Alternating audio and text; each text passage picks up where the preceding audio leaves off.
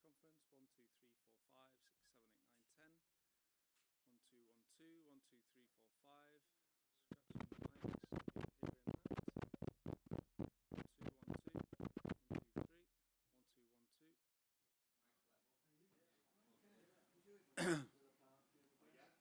1, 2, 3, 4, 5, 6, 7, 8, 9, 10. 1, 2, 1, 2, 1, 2, 3, 4, 5. Scratching the mics, hearing that. 1, 2, 1, 2, 1, 2, 3, 1, 2, 1, 2. 1, 2, 3, 4, 5, 6, 7, 8, 9, 10. 1, 2, in the mics, 1, 2, 1, 2. 1, 2, 3, 4, 5, 6, 7, 8, 9, 10. 1, 2, 1, 2, 1, 2, 3, 4, 5, 6, 7, 8, 9, 10. 1, 2, 3, 4, 5, 6, 7, 8, 9, 10. Everybody happy? Okay.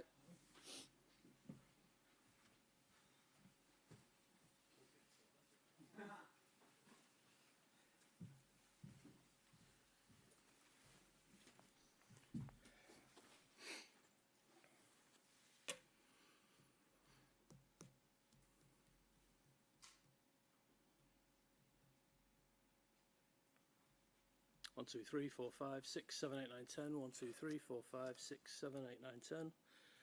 1, 2, 3, 4, 5, 6, 7, 8, 9, 10. New job. 1, 2, 3, 4, 5, 6. On to 10 though.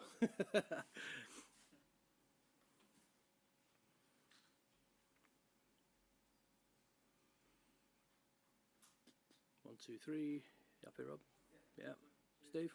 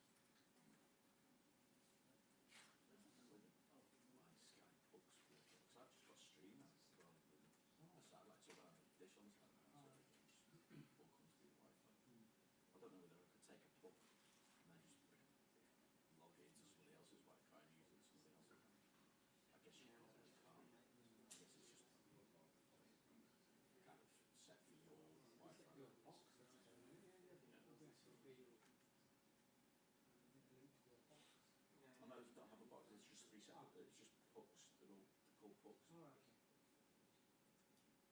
So you don't get one main box. You just get three. But well, you can get one puck or two puck, whatever. You don't understand the box now. That's what it is.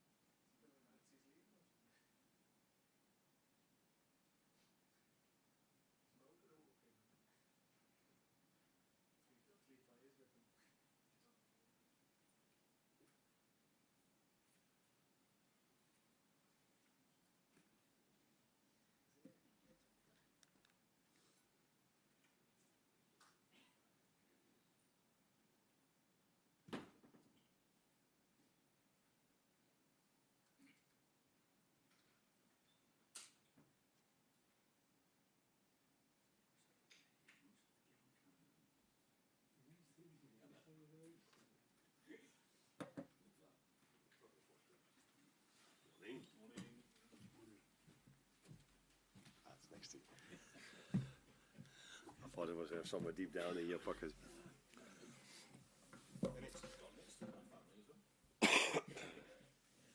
First of all, Arne, can we check on Trent Alexander-Arnold and Joe Gomez and their respective injuries? Trent has done parts of training sessions with us, not session yesterday. So let's see how he is today. He will train hopefully with us again, and then we have to decide if we take him to the game, yes or no. And Joe is it's his same leg again where he had the injury last time. We are still assessing that, but he will definitely not be available tomorrow. Practice the same. How much of a concern is that? That's mostly a concern. Obviously, we weren't necessarily talking up the chance of a quadruple, but the chance of winning all 4 trophies has now gone. What impact does that have, if any impact at all? It should have impact, because if you're working at a club like this, you should compete for every trophy. We've said this from the start. And then to go out in the second occasion, so we beat Everton Stanley. But to lose against Plymouth is of course not acceptable.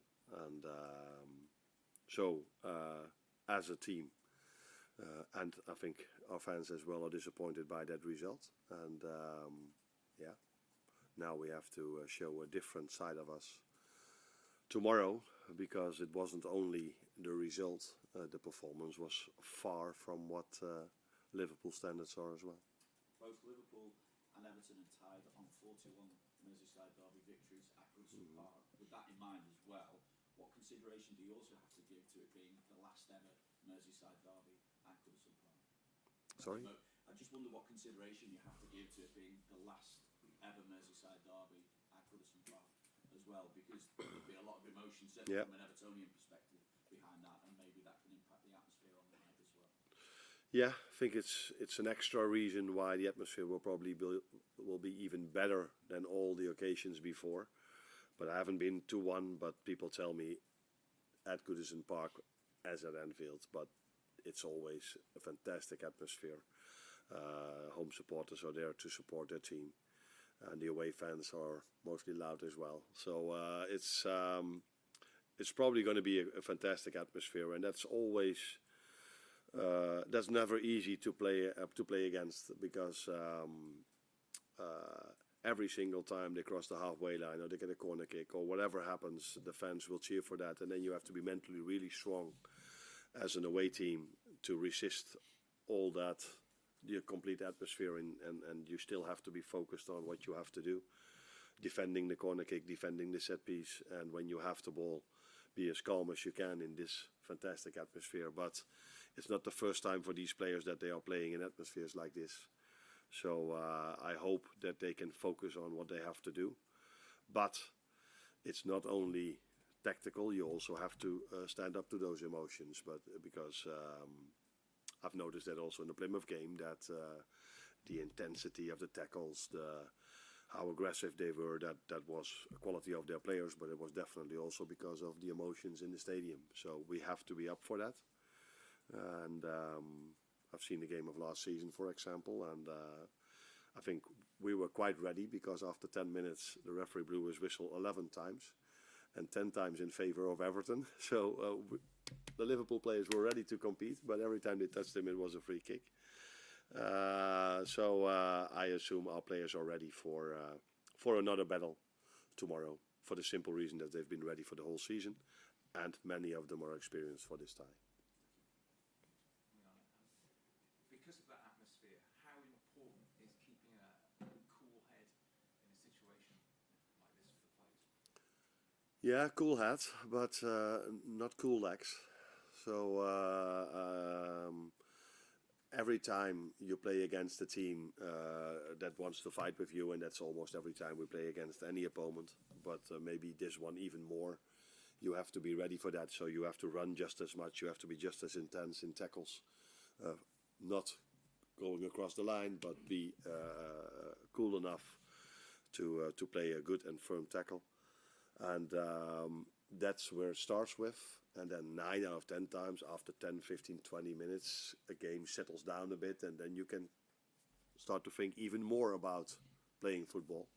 But like I said, last season in the first 10 minutes, they were 10 free kicks in favour of Everton, and I think you know what they did with these free kicks. They brought them in every single time. And it led in the end, I think, after 10-15 minutes to their 1-0. So, so yeah, cool hat, but not cool legs. How different do you think is the challenge of this Everton under David Moyes to the one that you would have faced in the original fixture early in December, when obviously Everton were struggling at that point? Yeah, they were to a certain extent. I think they picked up some good results as well away at City, and I think away at Arsenal as well. Some clean sheets, some draws. I think those were very good results from an Everton perspective as well. If you go away, if you have to play away games like that. But yeah, you cannot. Let's say differently. I'm aware of the fact that David took over 4 games and he's won 3. So that is definitely a great accomplishment from him, and they are definitely maybe now in a better place than they were a few weeks, months ago. But yeah, the weather circumstances are a bit better maybe as well. Hi Arne. 7 out of the last 10 Merseyside derbies at Goodison Park have been draws. What does that tell you, and has that played a part in your preparations for this one? Now, it definitely tells you how difficult it is for both teams to win from each other. So when David Moyes came there in 2002, he took a team that was fighting against relegation, and he made it a club that was in the end playing top 4. So he done incredibly well, but the last few seasons, Everton were more playing, were not competing top 4 anymore. So a team like that, normally Liverpool would get more points and more wins against teams that are around Everton than the ones they did over here. So it tells you how difficult the away leg for Liverpool is if they play Everton away. And yeah, that we all know, because as long as I'm in football, I know that derbies are always more difficult than facing the same team that's somewhere around that position in the table, but then it isn't a derby. That's clear, because fans bring the best out of players. I've experienced this a few times already here at Anfield. I've experienced this many times at my former club. And I hope I'm not going to experience that tomorrow, but I think the fans will bring the best out of the Everton players tomorrow again. This is the first of 5 games in 15 days in the Premier League for you. Some really big, important games in there as well. Will this period here define your Premier League season? No, because this period, 5 games in 15 days, is what we've done for 7 months now. So every phase of the season is crucial if you play Premier League.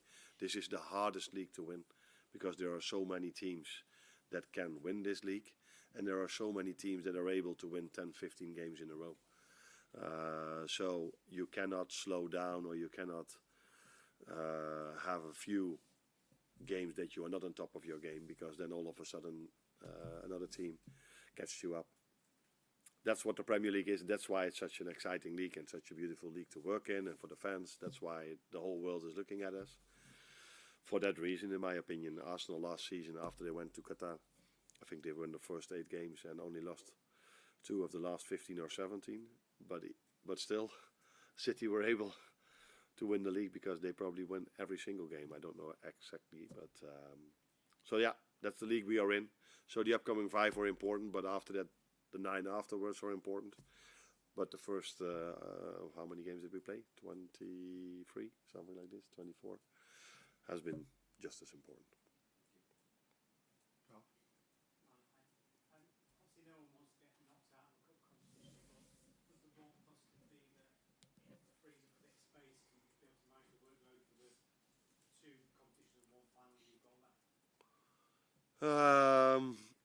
There was a wise man that once said to me, nothing good comes from losing a football game, and I completely agree. So we would definitely have preferred to play 6 games in 18 days, or 7 in 21, or 8 in 24, because that's the schedule we are in. Now, with us losing this game, there's one moment where we have a normal week, but that's definitely not what we wanted when we went to Plymouth. We were, how should I say this? It was It was difficult because the plan was, of course, to play with Joe for 60 minutes or longer. The plan was to start Curtis, but he came out Sunday saying that he didn't feel well enough to play. So then all of a sudden we missed two important players. I think people know Darwin's situation, that he became a dad 1 or 2 days before the game. So and that happened in Spain. So he came in a bit later. So there were some circumstances that weren't perfect when it comes to the idea was to play with an even stronger team than we did now. But still, this team should have been able to win that game. And the fact that we didn't, and we didn't against PSV as well, also tells us that these players definitely need these games to get the best out of them. Because it's so difficult to get the best out of them if they hardly play any games. And that's why, again, it's disappointing that we don't have this extra game for them in 18 days. Hi, Arne. We've spoken a lot about fast starts over the course of the season, and we've seen Everton start really fast in the last 2 home games, 3-0 up at half-time. If you look at the away games Liverpool haven't won this season, they've been behind at half-time against Newcastle, Arsenal and Forest. So how important do you think that early period of the game is going to be when we're getting the result? Oh, I think 90 minutes of the game are very important, and in the first 10 minutes or first 15 minutes, in an away game, it's even more important not to go behind, because if you are a goal behind, then the fans are having even more emotions, and then they cheer for everything. If you kick a ball outside the stadium, they still cheer. But if you are 1-0 down and you do the same, they're all booing you. So it's definitely important in an away game not to go behind. The reasons why we drop points against the teams you just said is probably more because these teams have a lot of quality, and that for that reason we went a goal behind.